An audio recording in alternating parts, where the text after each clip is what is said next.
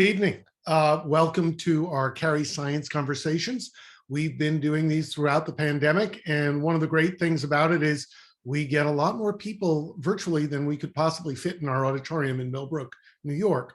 I was going to wait for the poll to show up, but usually about half of you are new to Cary and to our webinars.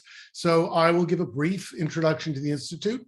We're based in Millbrook, as I said, which is about 100 miles north of New York City. Given that as the names go by, I can see we have a very national and a somewhat international audience. So it's good to know where we usually sit. Cary was founded almost 40 years ago as an independent research institute, which means we are not part of any university or college, and we work across partnerships with many institutions, which is why often on our webinars we have people from other places as part of the panel. Our four areas, I like to say our four areas core of focus are freshwater ecology, forest ecology, disease ecology, and we've done a lot of work on pandemic spillover, both before and during COVID, and of course, urban ecology, which we'll be talking about tonight. Obviously, climate change is of interest to anyone who works in ecology because no matter what scale you're working at, climate change is influencing what you are seeing in the world. And also we focus on things like invasive species and other such ecological phenomena. As I said, it is about half. Today it's 52%. After we've done a dozen of these, it's remarkable how consistent some of the answers. We have a very well-informed audience because almost all of you, 92% of you, have heard of redlining, and 80% of you recognize the environmental legacies of segregation. So as always, we have a well-educated well-educated audience, but we also clearly have an audience that really cares about this issue. Let me introduce the panelists tonight. And I'll say a few words about them, and then I'll hand over to Steward Pickett, who will sort of do a brief intro. Now that I've mentioned Steward, I might as well introduce him first.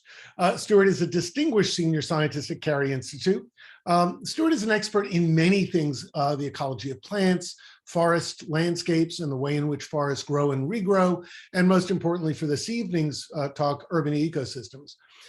He spent over 25 years forging partnerships between ecologists and others who design and manage cities and the landscape between and within cities. And the idea behind those partnerships is to promote ecosystem services in urban environments and try and bring ecological insights into urban planning and design. He is the founding director of the Baltimore Ecosystem Study, which has been going on for almost 30 years, focusing in West Baltimore, and he co-directed the Urban Sustainability Research Coordination Network. When I say distinguished, I have some external validation for the title we have given Steward. He's a recipient of the Ecological Society of America's 2021 Eminent Ecologist Award. He's a member of the National Academy of Sciences and a winner of the 2022 BBVA or BBVA Frontiers of Knowledge Award in Ecology and Conservation Biology, which is a big deal. Being scientists and academics, we like to say where people are trained, and Steward received his PhD in botany from the University of Illinois at Urbana-Champaign. Anne Spirn is the Cecil and Ida Green Distinguished Professor of Landscape Architecture and Planning at MIT. And she teaches there a variety of courses that really are indicative of the breadth of her interests: ecological urbanism, landscape literacy, and photography.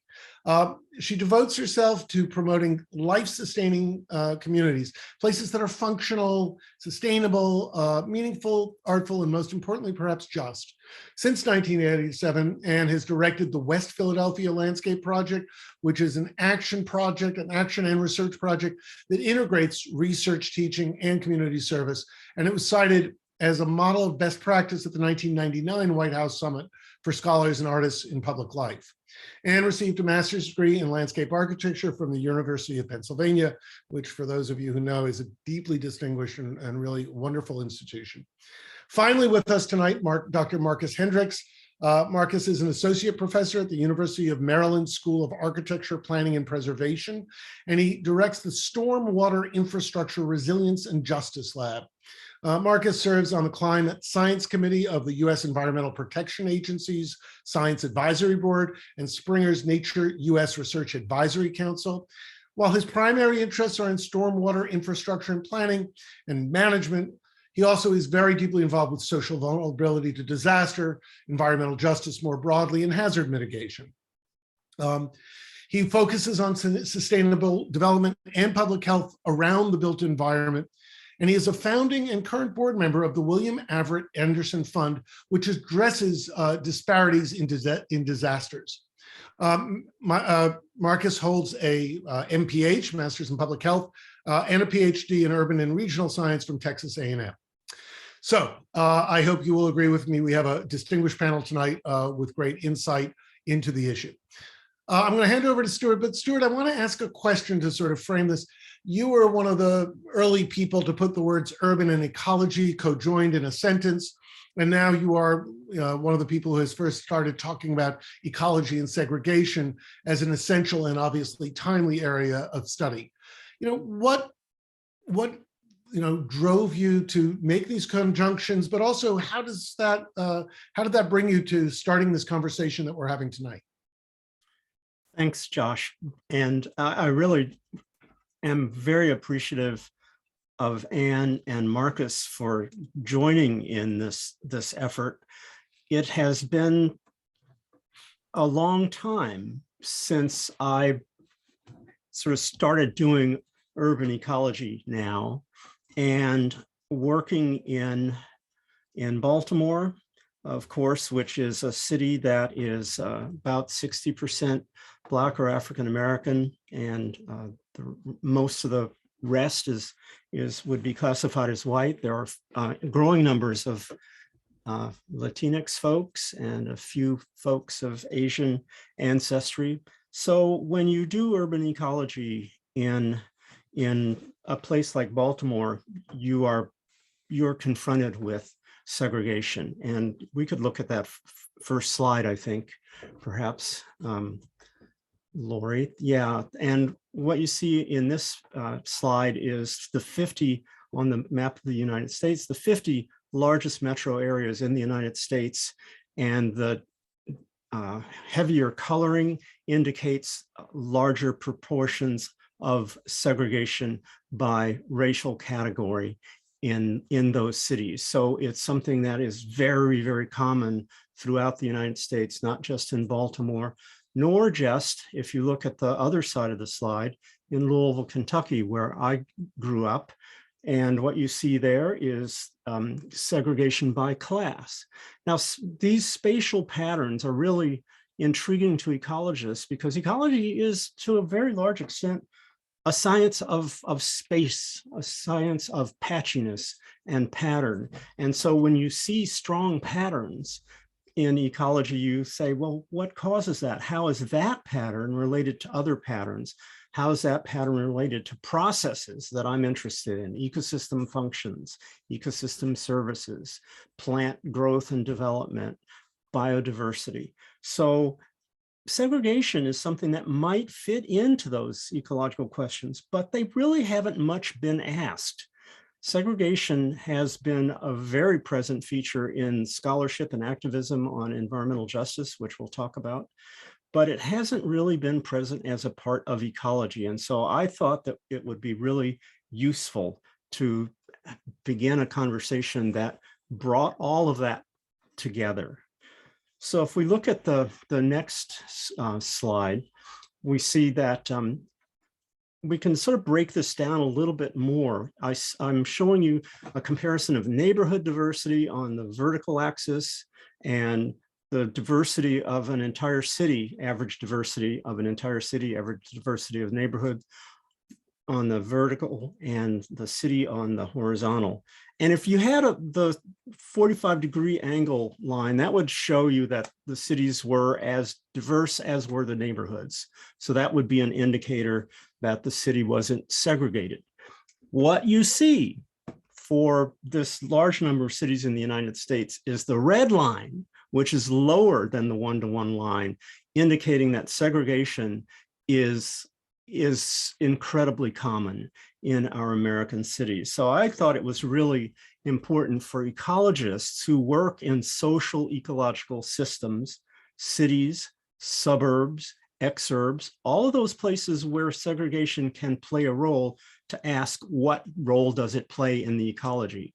And obviously we need also to keep in mind what role it plays in quality of life and justice for folks. So segregation is ubiquitous, and we really want to explore deeply how it affects people, but how it affects the ecology too.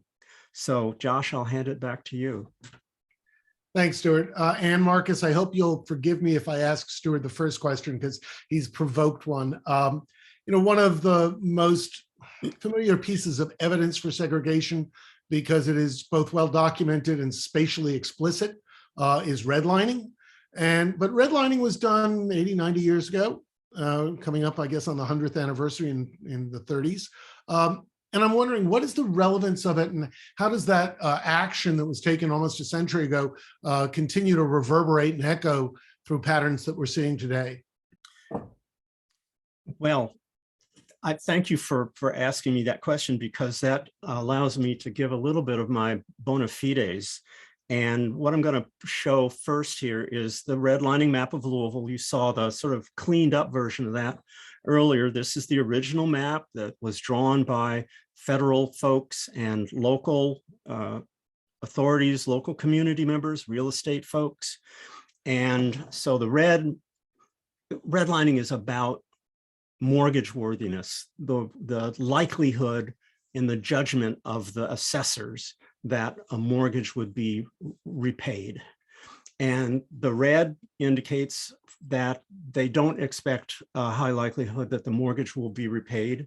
The green represents areas where they expect a good rate of return. Blue is next, yellow is next, red is the least. And what you see in Louisville here, to just this little, I don't know if you can see my arrow, but the little dot in the middle with the black and white photograph of an old Victorian house is the house I grew up in, which is clearly in a red-lined area. It's all in the old floodplain of the Ohio River, which is to the north and west of Louisville. And we experienced urban renewal in the mid-60s. And my father went hunting for houses up here in the blue and red areas, the high classified areas for mortgage repayment. And when the real estate agent discovered that my father was Black, because he had pretty much the same complexion that I did, although my family has been a part of the African-American community for 4 generations, once the real estate agent found that out, he actually very nearly broke down in tears and said that if I had sold you this house, I would have lost my license. So this was 1963, and we ended up moving directly west to an area that was in the second class. And it's pretty nice neighborhood. But what the numbers that you see here are the values of houses, that actual very house that we bought. We know my family no longer owns it, so I don't know I actually don't know what they sold it for. But the Zillow value of that very house 2 days ago was $129,500. A house of similar structure in the green graded area in the Highlands, just to, not a special one that had the same number of bedrooms and that sort of thing, same number of stories, $406,800. So this is not a surprise. This is common knowledge. This is one of the legacies of redlining. But I think it's really important to recognize that redlining did happen in the past, but it's a milestone in an ongoing process. And I know the rest of the panelists will talk about that. Let's look at the next one. And what we see here is there's the redlining map on your left. And what we see on the right is highly toxic facilities. how they're distributed in Louisville, Kentucky. Louisville is actually an old chemical, high chemical power, a lot of manufacturing, a lot of solvents and whatnot. And you see that the old red line areas, red and yellow, are really where the concentration of those toxic facilities is, according to the EPA. And then one other one I want to show you, and this is from Baltimore. Next, please. Yeah, so this is Baltimore. Again, a very similar kind of pattern. One of the scholars of race in Baltimore says that Baltimore exhibits a black butterfly and a white L. And that's Lawrence Brown, by the way. And so that's the redlining pattern in Baltimore. And look over here on the right, you're seeing tree canopy in 2010, in the 2010s. Exactly the reverse, exactly the reverse. So redlining has echoes that are very loud today. And so segregation is expressed that way. So I'll end with that. Well, and Steward, you've immediately brought us into the ecological and environmental constructs of segregation, where the segregation led to disparities, deep disparities in both green space and in pollution. So thank you for that. Marcus, I was wondering if I could ask you to pull back a little further. And obviously redlining was about where you could buy a house and where you would be allowed to live. But people, particularly people of color, have moved over the last century quite extensively in the country and around the world. And I was wondering if you could talk about how segregation has shaped the patterns of settlement in the US in particular. Sure, absolutely. Thank you so much, Josh, for that question. And thank you for the introduction. And first, let me say that it's such an honor to be in conversation with two distinguished colleagues and Steward and Ann, and really appreciate you all allowing me to join you all this evening. And, you know, Josh, to answer your question, I think that history tells us a lot, sometimes more than we're willing to acknowledge and actually engage with. And I think Steward started to touch on some of the more contemporary types of policy, practice, and legislation and redlining that has sort of shaped the patterns of settlement. But I want to take us back to sort of the relative beginning and talk about the very origins and inceptions of this country. It is a violent and contagious story of anti-Native and anti-Black racism that sort of immediately resulted in not only stolen legacies, but more practically in the context of ecology, stolen land. And I think this story began with colonization and the stealth of land from indigenous people, but has persisted over time and post-early colonization with other marginalized groups, namely Black folks who were and are descendants of formerly enslaved peoples. And so this land theft continued. If we fast forward from, say, around 1492 to almost 400 years later in 1862, when 270 million acres of land were quite literally handed over to overwhelmingly white people under the Homestead Act provisions signed by President Abraham Lincoln, an act that allowed for up to 160 acres of land to any given white individual, given they sort of lived on it, improved on it, and paid a small registration fee. I think another sort of significant historical event is that meanwhile, you know, again, in 1862, when we were handing over plots of land to white individuals, 3 years later in 65, President Andrew Johnson, Lincoln's successor, and a Confederate sympathizer, actually overturned what many refer to as the 40 acres and a mule proposition that was actually conceived by Black ministers, which was or would have been a promise that would have systematically provided some form of reparations to newly freed slaves through some sort of massive land redistribution in particularly the southeastern portion of the US. And I think over the years, we've seen time and time again ways in which local, state, federal policies have significantly impacted where people live and the opportunities and access to not only housing, but broader community services and amenities. Again, if we fast forward and think about sort of land and housing discrimination by way of federal legislation that came about via the GI Bill in 1944, which was created to help veterans who fought in World War II.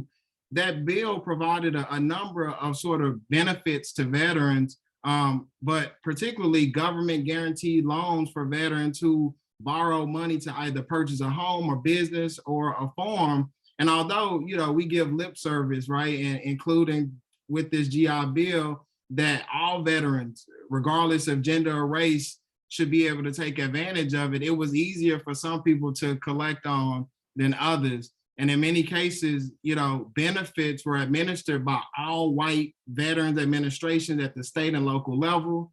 Thus, what we saw in the outcome or the aftermath is, you know, in this post-war housing boom, it was almost entirely excluded of Black Americans, and most of whom were left behind in a declining city that received less and less investment from businesses and banks. And so I think, you know, what I really want you all to take away sort of from, you know, this historical lesson is that from the local level up, there are certain social processes, larger planning and development patterns shaped by legacies of state-sanctioned and institutional racism, classism, a struggle of power and privilege that create these pockets of disadvantage and prosperity.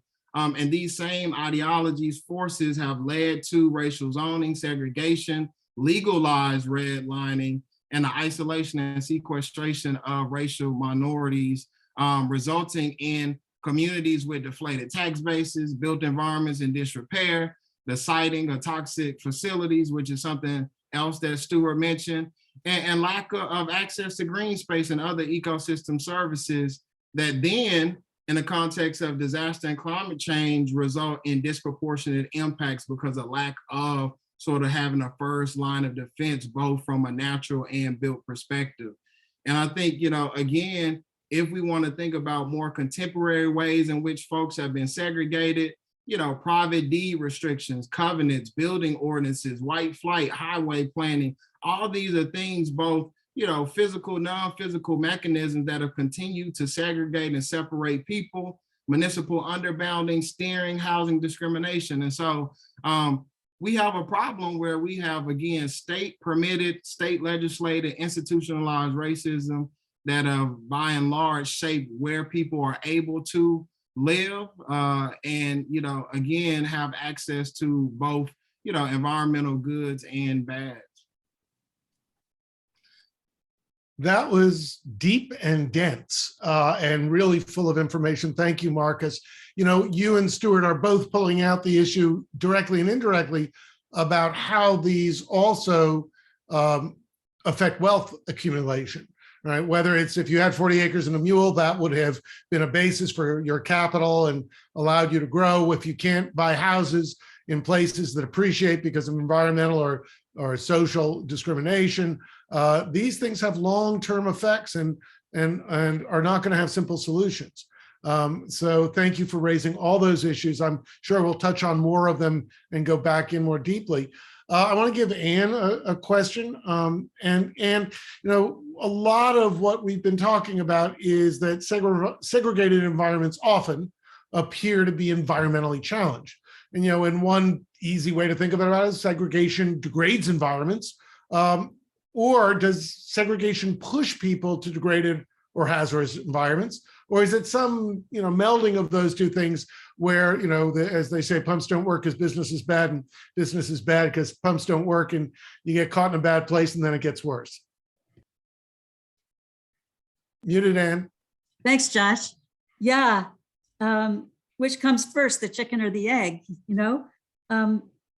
Well, low rent districts segregated by race and class are often in less desirable areas.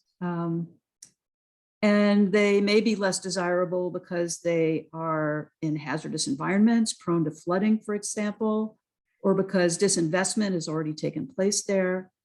If you segregate poor people with few financial resources, they may find it difficult to maintain their homes, particularly if redlining makes it impossible for them to get loans from banks to improve their homes and maintain them. or if they're renters and their homes are owned by absentee landlords. And if they're living in an area that's prone to environmental hazards and which require more funds to maintain them than less hazardous areas, that's a double whammy. So let me illustrate this with a story.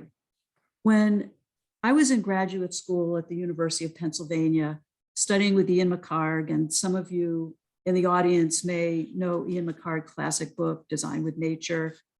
So I was enrolled in this graduate program in landscape architecture, learning how to design ecologically, how to do ecological design and planning.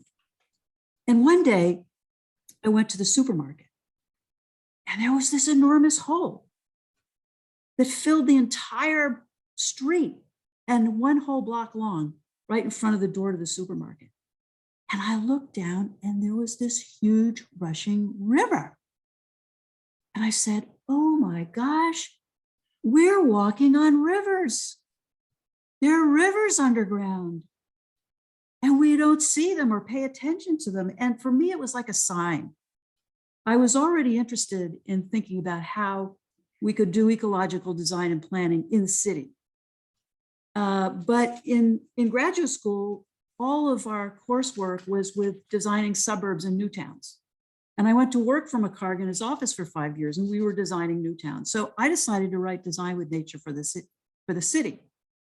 And my first book was published in 1984, The Granite Garden, Urban Nature and Human Design. And I hoped to create desire and create, to let people know we have the knowledge to do this, and we have great precedents also.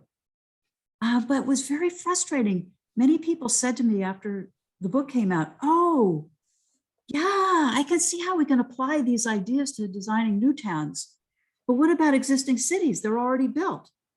So I was teaching at Harvard at the time, and I looked around Boston, and there were thousands of vacant lots in mainly outside the center of the city. So I went to Dorchester, Roxbury, and started working there, thinking, well, I could demonstrate how to do this on these vacant lands. How do you restore the urban natural environment at the same time as rebuild communities? At the time, the big environmental headline environmental issue was the pollution of Boston Harbor by combined sewer overflows. So I started investigating, and when I started mapping the vacant lands in the Dudley Street neighborhood where I was working, that was a place where I think at the time, over 30% of the land was vacant. I expected to see just scattershot vacancy. But when I got there, I realized that there were valley bottoms were largely vacant. And as you went up the hillsides, the vacant lots disappeared until you got to the hilltops and there were no vacant lots.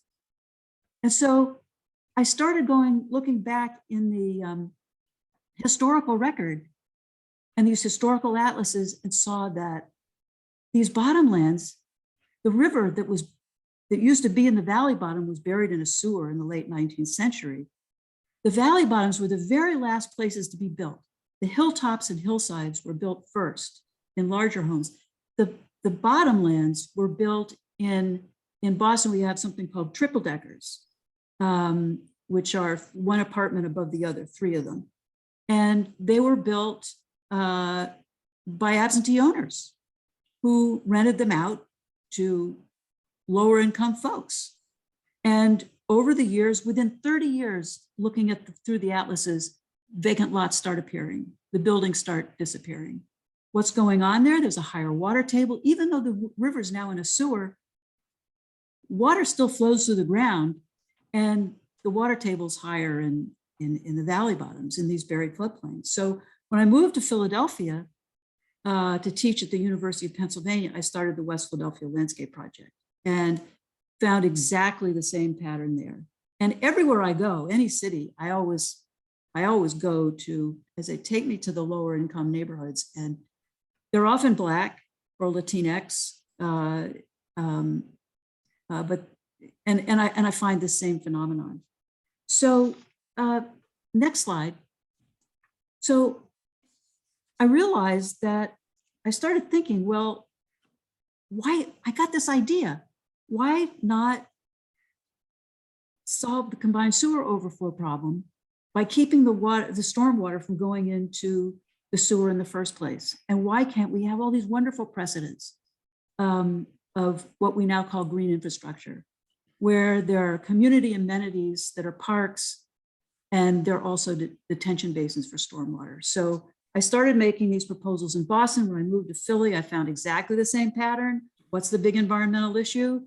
Combined sewer overflows in the rivers there. So this is what I've been working on now for over 35 years, is how do you, at the same time as you restore the urban natural environment, how can you rebuild inner city communities in ways that, so that they're not competing for the same scarce funds, but it's a synergistic and simultaneous process. And I think I'll end that question here. So I find there are many black bottoms. There was a black bottom in Philadelphia.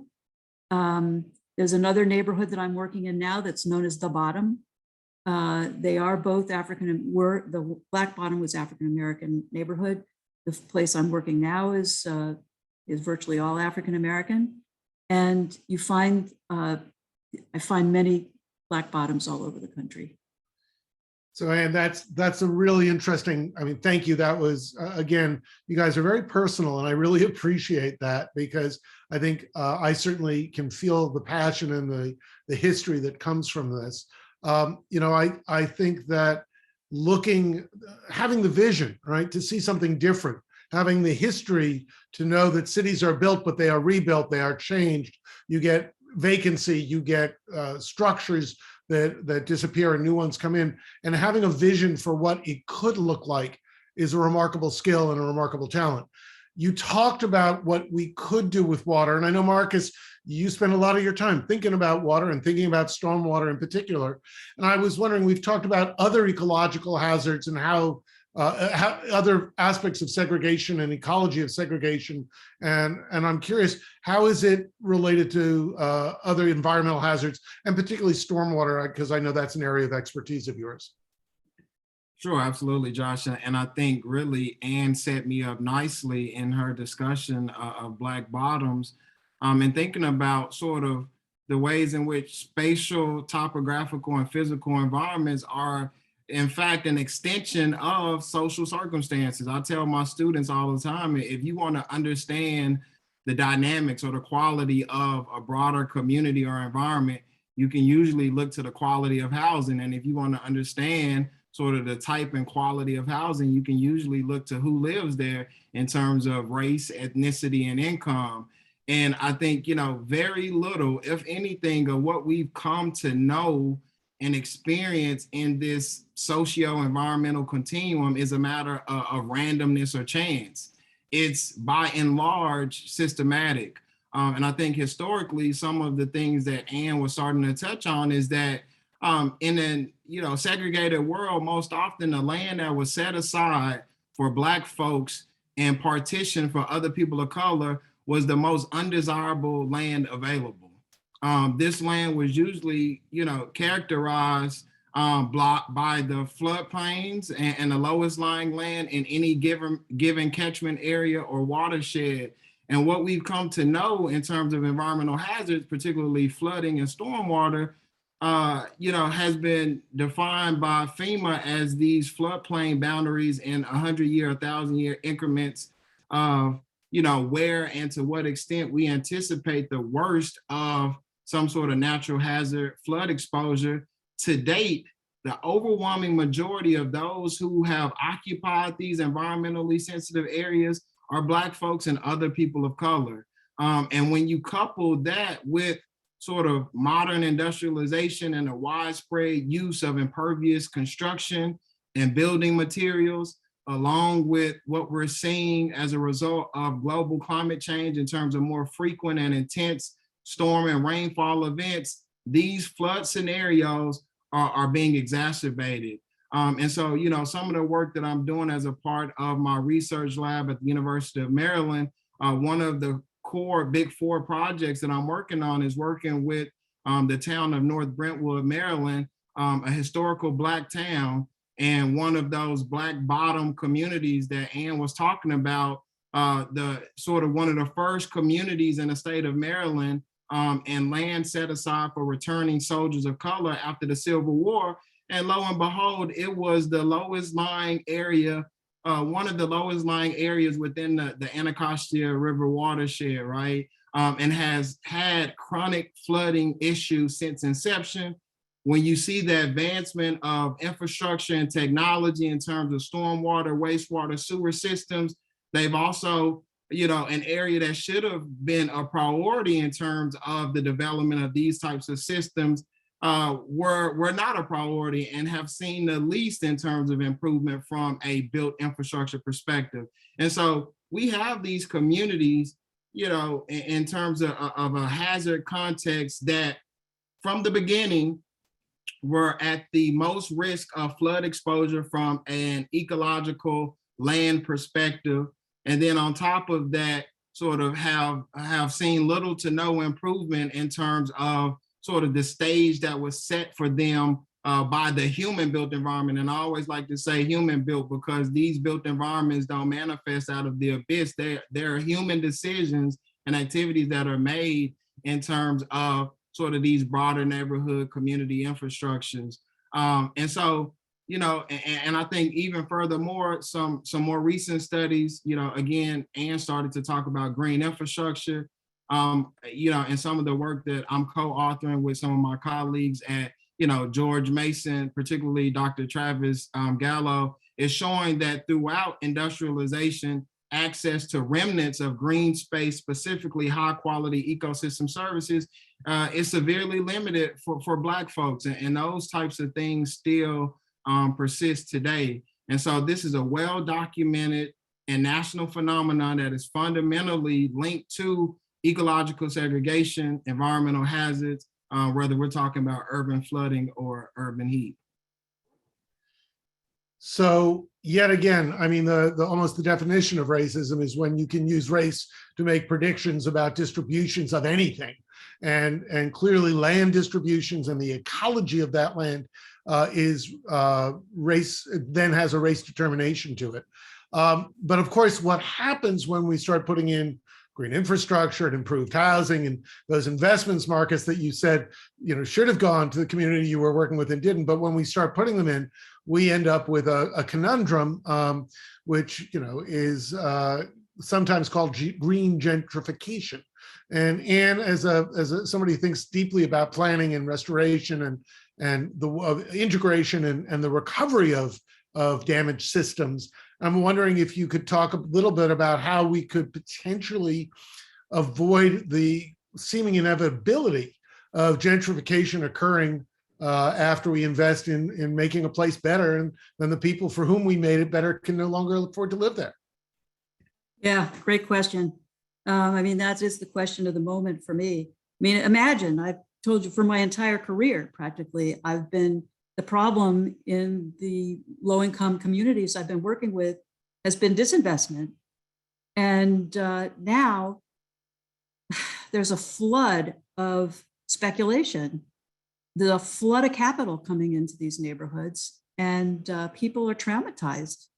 And it's you know, just they're in fear of losing their homes through predatory lending and rising taxes and foreclosures. So I really became aware of this about 5 years ago when it became apparent to me and to my community partners in West Philadelphia. And I did a pivot and said, I've got to think about this. So gentrification is a conundrum because these neighborhoods need investment. There's no question. Capital investment is welcome. However, it needs to proceed in such a way that it doesn't displace the people who have been there. In the case of the neighborhoods I'm working in, like the one behind me on the screen is Aspen Farm Community Garden that I've been working with since 1988. this neighborhood is a neighborhood of people whose parents moved here in the 40s, when they were maybe the first first Black family on the block. And then within a decade, it flipped. And so this has been a three generation African-American neighborhood, or 4-generation African-American neighborhood. And people have lived on the same block for years. So I would say to all of you, and I say this to myself too, anyone who's working to improve the environment of low-income neighborhoods, particularly low-income neighborhoods of color, needs to start thinking about how you prevent gentrification, or not how you prevent how you make it possible for people to stay, who live in the neighborhood, to stay there and not be displaced. Before you start getting anywhere near construction, you have to start thinking immediately about what to do.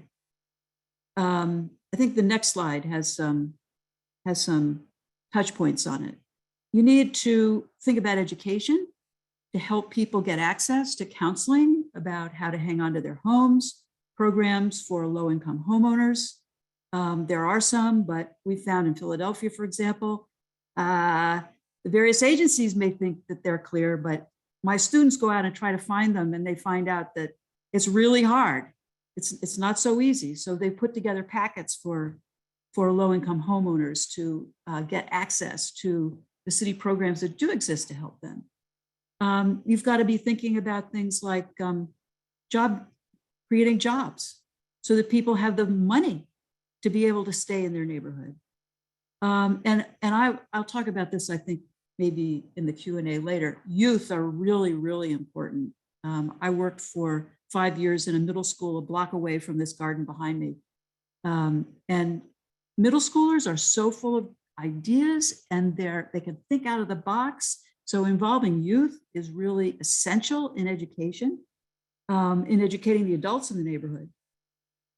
Thinking about community land banks is important, and also affordable housing. But affordable housing there's a long period of getting planning going. So you've got to be putting all of these ideas in place as you're thinking about your approach to restoring the environment.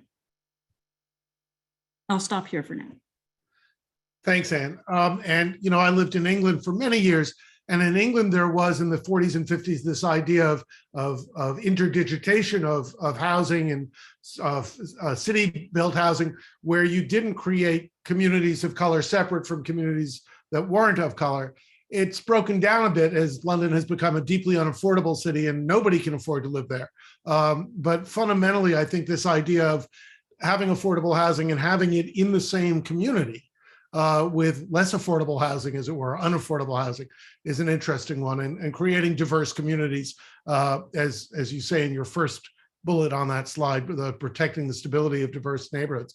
And so, Steward, I know you've worked in China, you've worked in South Africa, I mentioned living in England. Is this a particularly American, the American institution problem? Is this a legacy of slavery? Or is this something that is much broader and globally apparent to you in the places you've studied?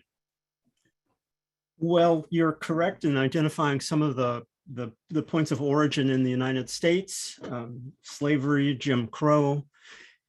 But it's amazing how segregation of various types, sometimes by race, sometimes by color, sometimes by national origin, sometimes by religious affiliation, the list of criteria that people employ, that societies employ to differentiate people, is long. And so what you see here on this slide is just a couple of examples. Look in Madrid, and again, you're seeing a bottomland hazardous place compared to the upland desired space and safe space. Look at the situation in Lima, Peru. Informal settlements, self-built houses, undoubtedly very, very little infrastructure. Compare that to the wealthy downtown or middle class areas, if you will. Cape Town, South Africa, again, self-built settlements. Maybe there's electricity, but other infrastructure is very localized and very very basic compared to the vacation homes, the fancy homes on the coast for wealthy people and tourists. Here's a little story. When I first started doing work in South Africa, the graduate students thought that they needed to educate the poor American about what was different about South Africa. And they explained three things to me. They explained rugby. Well, they tried to explain rugby. That did not work. I cannot understand rugby at all. They explained something called mealie pop. And you know, I'm from Louisville, so I understood grits pretty well. And then the third thing they thought that I needed to understand was racism. And I said, hold on, we don't need to go there. I got that. So you see that there are all sorts of criteria for segregating people. There's a really wonderful book by a man named Nightingale that looks at segregation as a global phenomenon. And again, the number of kinds of criteria that are used systematically to separate people by assigned social status is quite large. I want to shine a light on one of the things that Marcus said, and I'm not going to get the quote right. I can't write that fast, but he said that think about environment as an extension of social processes, and I think that's really important. That's a big lesson for us ecologists. Don't think about the environment as given. Don't think about the environment as something that's fixed and static and given. Think about it as a part of social processes. And the other thing to say about that, when you start folding racialized status into your understanding of ecology in cities, towns, and suburbs, and so on, also don't forget that race is not a biological fact. It is a social creation. It is a legal, normative, cultural creation. I don't say that people don't have ancestry. We certainly do. But the categorization of race, as we bring in segregation as an ecological factor, we have to be very careful about that. So I'll pass on at this point. Thank you, Steward. And it's depressing and interesting that we segregate everywhere. We just have different axes on which we segregate depending on where we are and what the history of the land and the people is. All of you have talked about ecology and social science being intermingled, and the structuring and the constructing of whether it is the biological constructs of race or the way in which we construct the use of space in cities. But really, I want to try and end with two positive questions. We're going to do what I'll call a lightning round. I'd like each of you to answer these questions, and I'll just throw out an order. But really, how can we use the knowledge that you all have talked about so incredibly fluently of ecological segregation to improve the future, to ensure that we develop smart, equitable, resilient, and just communities in the face of climate change, in the face of economic disinvestment, and all the things we've talked about tonight? And why don't we do this, Steward, Marcus, Ann, and you each have a couple minutes to throw out your ideas about how we make the future better given what we know today. Well, it's going to sound easy, and it's not. And one of the things to do, which can be called procedural justice, is to include communities that have been historically disadvantaged by segregation, include them in the whole process of envisioning environmental change, envisioning improvements in cities, and make sure that they're not only at the table, but they're actually heard. I mean, it's just being in the room is, yeah, that's nice, but actually having people be heard, actually going to the communities, that, like Anne, is embedded in the community and really understanding the community. So the people need to be included like that, and make sure that their voices are heard, their needs, their fears, and not only in the planning, but also the evaluation. Did it work? Is it doing what you needed it to do? So that's my quickie. Sure, yeah, really appreciate what Stewart said. I think, honestly, Josh, we have to either go big or stay home in our hyper segregated communities, right? And we have to sort of go big on, land equity, home ownership opportunities, the retrofitting of gray spaces to green spaces, or some hybrid combination. And I think Ann pointed this out, we have to proactively mitigate displacement. I think in order to sort of comprehensively and in an informed manner rectify past violence and harm, we have to first and foremost be honest and forthcoming with the history of this country and some of the things that I touched on earlier, and specifically how we both passively and actively develop communities. We also have to see the social, political, economic, physical, ecological characteristics of communities connected over time. A lot of times, we like to think that, oh, things happened so long ago that it doesn't matter today. But, in the words of social historian Vereen A. Shepard, we have to eradicate this thinking centered on a theory of distance that assumes that something is too far in the past to sort of have contemporary application. We know that the legacy of, racism, classism, sexism, and how those have spilt over in terms of the natural built environments and now even virtual environments that we live in terms of what people have access to, has built and is compounded over time. I think from a smart growth, resilience perspective, in the world of planning, this concept of smart growth that has gained, massive popularity, I think, over the last 25 years or so, as an opportunity or that has potential to mitigate climate change and, greenhouse gas emissions and sort of enable resilience. But it's only effective if, this sort of smart growth, the idea is embedded across all sectors of planning and development, that's not limited to just land use, but infrastructure, environment, housing. Obviously, I think in the context of climate, in the words of Lisa Sun, who refers to smart growth in dumb places, we have to also eradicate that. We have to be doing smart growth in smart places. It makes no sense to have a mixed use community that's on the edge of a cliff or in a low-lying area or a coastal area prone to hurricanes, right? And so, and I think last but certainly not least, all of this has to be grounded sort of, in an environmental justice and equity framework to make sure that disadvantaged communities have the opportunity to take advantage of these promising practices and principles.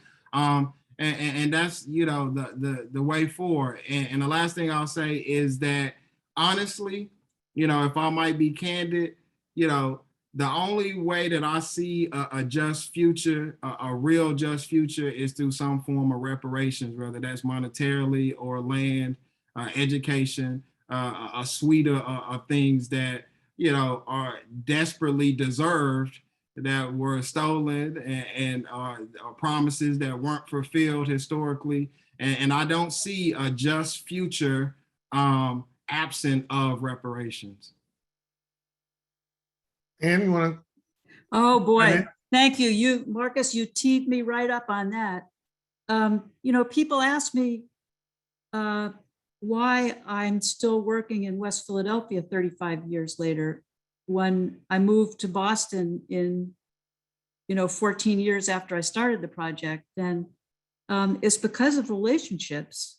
It's because trust that evolves over time in a place when you work as someone who's an academic and who's a white person going and working in a virtually all African-American community, that I just found that it was important to stay because we had work to keep doing together and we developed partnerships. And I agree with Marcus 100% that we all have to be thinking about reparations.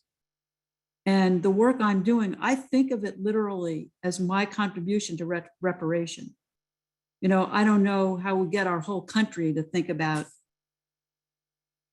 financial reparations, but this is my, you know, I'm speaking personally, this is the West Philadelphia Landscape Project is my contribution to reparation.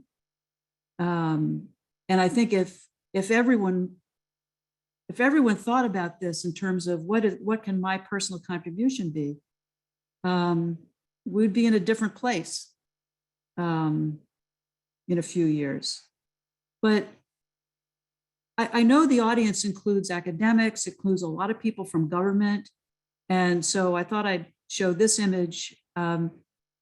It's important to be working as the social ecosystem, as well as the natural ecosystem, you know, to be working through networks of power, to connecting people in neighborhoods to people in power and public agencies, to find ways of working both bottom up, grassroots, or top down, where you have a comprehensive view. Over the years, I never would have thought that I'd still be working in West Philly, you know, 35 years later. But the mutual teaching and learning, the richness of that's gone on, working with folks, and to remember that no matter how low income a community is, every community has resources and is rich in resources. It may be rich in lived experience and wisdom and understanding.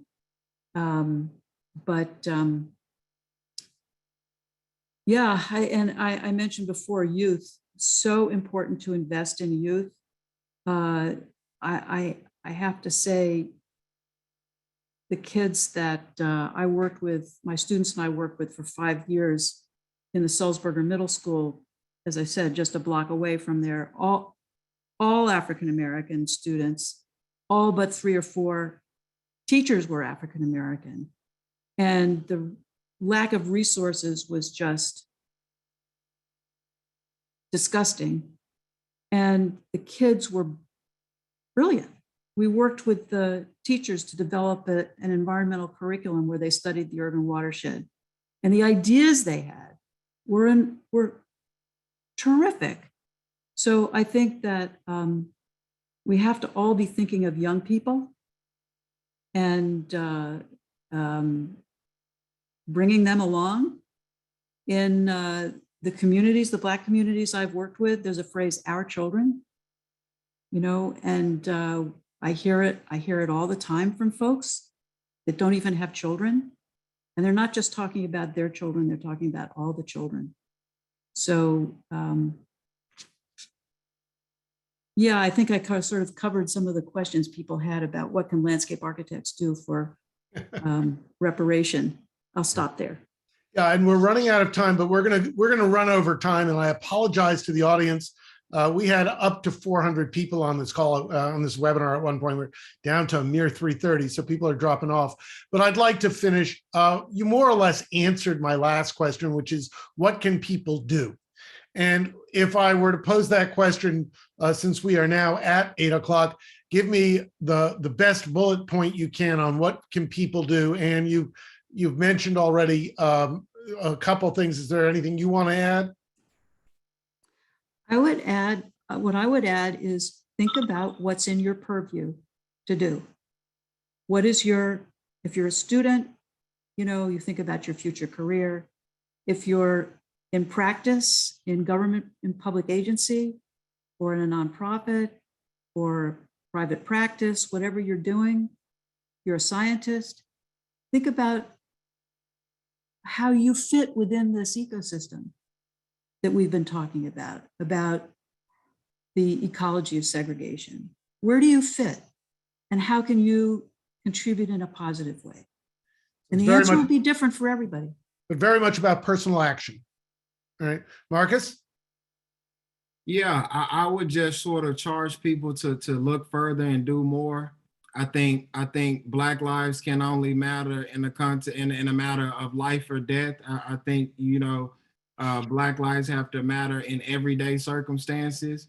And so be a part of the solution in terms of, you know, don't take, I know a lot of sort of privileged, you know, high income white folks take for granted housing and infrastructure. That isn't or hasn't been something that people of color and Black folks have been able to take for granted. And so be active in your community, get involved in city council, get involved in tenants associations to not sort of bolster your white or class privilege, but be a voice of equity and inclusion. Voice your support for affordable multifamily housing stock, the use of housing vouchers, you know, have conversations about dedicated units in your building to low to moderate income households. Ask local leadership as you're on the market to purchase your home, what they're doing to protect Black and brown people in terms of displacement. And so I think we have to make it real and live to our personal lives and make sure that as we're demonstrating as a critical mass in the streets around sort of the murdering of Black folks as a result of police brutality, we have to find a moment to recreate that multicultural critical mass to be in the streets as a matter of housing equity and land equity and some of these other everyday issues that have, to your word, reverberating impacts and will continue to have impacts. Thank you, Marcus. And you and Ann both in very different ways have encouraged people who are not of color to take their privilege and use it. And I think, Ann, that's what you're saying, your 35-year investment in West Philly is for you in some large measure is a personal investment and staying with something that is important and continuing that effort. Steward, you get the last word on what can people do? Well, Marcus and Ann have had such really well-grounded advice. Mine may seem a little theoretical, but that's who I am. I think it's really important to remember that race is not a natural kind. Race is not biology. On the other hand, racism is a thing. It's an actual system of interacting behaviors and rules and norms and whatnot. But it's a sneaky system. It doesn't come right out anymore and announce itself. In the era of redlining, it said, we're doing this on race. People don't do that anymore, but the system is still there. So as we think about the things that we can do, be aware that a lot of what we might address is kind of hiding in plain sight. And I'll unmute. Well, that's great. Thank you. I've been searching through the questions, and I think you've answered, as Ann said, quite a few of them. You know, I think that there are some specific questions that we'll try and answer when we send out the link to the webinar. And for those of you who have to leave now, we will be sending a link to the full webinar so you can listen to the last few questions. We also ask that you extend this link to anyone you know who you think might be interested. Let me just ask a couple quick questions. You know, one of them is, you know, this idea of investment through things like opportunity zones, how that may increase displacement out of Black bottom communities, especially with all the money that's going into climate resilience, right? Which again focuses on those areas of flooding and areas that both Ann and Marcus have worked in, and Steward as well. So what are the strategies to protect these residents when you see this investment? We've talked about a couple of them, but is there, other than really trying to ensure, Ann, as you have, that people you work with know about the programs, are there some programs we need to get funded, or are there things we need to do to mobilize both the communities of color and white communities? All the above. Okay. That's easy. So there was a question, which I think is covered a bit, but about how the allocation of native lands mirrored the allocation of lands, or the lack of allocation, but the restriction of Black people to the poorest lands.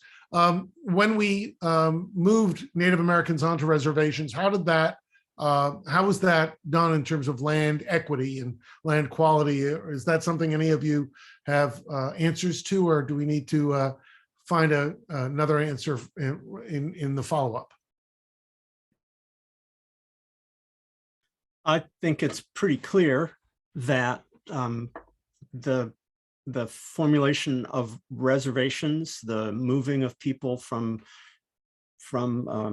one place to another, often with great loss, was just like was done in South Africa with the homelands. You put people on pretty useless places because you wanted to give the useful places to the folks in power. Until you find minerals under those useless places, at which point you move them out of the useless places to really useless places. Not to be glib. Steward, I'm going to throw this one at you, but then I think Anne and Marcus might want to throw in. Somebody talked about the gap between cities and suburbs. And I know, Steward, you feel strongly about the continuity of urban systems. And I was wondering, what are there ways in which you can look at desegregation at the community level and redrawing boundaries that could ameliorate the environmental inequities? The American system of local home rule has been exploited to further separate racialized groups. It works at the scale of metropolitan areas. I showed you the picture of Louisville that now has a metropolitan county government, but there are actually something like 60 individual municipalities within that county. So people hoard their resources. They exclude things like public housing. They put up walls around the schools. And so the regionalization, this is a regional phenomenon. We very often talk about it as a city problem. It's a regional problem. It's a regional problem. Sure, and if I might add to what Steward is saying, I think this is a critical time in a space of, we call it urban planning, but it's suburban, urban, ex-urban planning, right? That regional perspective. The disinvestment in Black communities over the years has had sort of a social impact in terms of desirability, in terms of Black folks that moved up the income chain that desire to live in a thriving community were chasing that white flight, right? And so we're in this moment, or we're seeing this phenomenon where this second wave of reurbanization and the flipping or inverse of, in the late 80s through the 90s and early 2000s, Black folks are chasing white folks to the suburbs. And now white folks are finding value in the city again and reurbanizing and leaving, especially after the 2008 housing market collapse, leaving poor Black folks that lost a significant amount of wealth after 2008 in these older first, second, and third ring suburbs, and now live on the peripheries of cities and being priced out of the urban core. And so I think the next 50 years, we're going to see some significant changes, in terms of the census and where people are and the distribution of wealth. And we're going to see, again, we're seeing it in DC, right? I mean, significant waves of gentrification, hyper-segregation east of the Anacostia, where Black folks have been concentrated in Northeast and Southeast, east of the Anacostia, and then have now spilled over into the suburbs of Maryland. But that's sort of the next wave of, segregation that we're going to see. And let's close with the landscape architect's view of the urban-rural interface. Oh, yeah, well, it is all connected, for sure. I just wanted to add, the people have been asking for more examples of positive things that can be done. And the website for my class at MIT has a whole list of links that you can go to and see cases of folks around the country that are addressing these issues of green gentrification we've been talking about. But in terms of the suburban, there are some fine people thinking about this issue of how to break down the political barriers and the flow of capital between, the wealth between the suburbs and the city. But that's a whole other topic I won't go into tonight. There's not time. We clearly had enough material and ideas between the three, or among the three of you, to go for a couple hours. There's interest. There's some wonderful questions about working in rural areas out west where fire and not floods are the issue. There's some great questions about the census data and how the racial bias that it was built into the 2020 and the 2010 census has affected this and how it will affect investment. I am just floored by the quality of the questions and the quality of your answers. I would like to say thank you, Marcus. Thank you, Ann. Thank you, Steward. I've already gotten one text from a colleague saying this was the best webinar you've done. I want the link immediately so I can send it to my family. Josh, so can I say one last thing? Absolutely. I saw a comment or a comment question that said we have to support Black women. And I think that was linked to one of the other questions in terms of who are we working with and connected to? And so I just wanted to quickly list a handful of Black and brown women who are young scholars and doing incredible work. Dr. Priscilla Alves, who is at the University of Maryland and actually a postdoc and lab manager in my research lab. Dr. Asia Dowden at Michigan State in urban forestry. Dr. Fuchsia Hoover at UNC Charlotte in geography. Dr. Maya Carrasquillo, UC Berkeley, civil and environmental engineering. Dr. Danielle Rivera at UC Berkeley as well in landscape and environmental planning. And lastly, Dr. Anais Roque at Ohio State in anthropology. These are my peers and colleagues that are, again, doing incredible work. And so if you're looking for additional people and resources and content, please do look up these people and their work. Thanks. Thank you, Marcus. That was great. You're also a brave man, because anyone who's done this knows if you list some people, then you forgot somebody. And I will just say, whomever you forgot, it was just because I was pressing you to finish. I'll fall on the sword there. It's remarkable. If people ask me why diversity is important in ecology, why diversity, it's a science, it's objective. And I think tonight's conversation, however undiverse it is, because we're missing, African-American women, we're missing somebody from the Latinx community. But, fundamentally, I think you guys have all shown how different people with different backgrounds have different perspectives and are able to see things in ways that those of us who are, cisgendered white males of privilege don't. And I think increasing the diversity of our communities, academic and social, is critical. And getting this to a place that is better for my daughter, who's just about to turn 17, and her friends, all of whom are better at this than we are, or at least than I am, is really important. So I would like to thank all of you. I will be distributing this webinar link. We will send it out to anybody who registered. So fear not, you will be getting the link probably tomorrow or at the latest on Monday. Marcus and Steward, we will have you all back. But thank you so much. And I hope everybody has a good night and a good weekend when you get to it.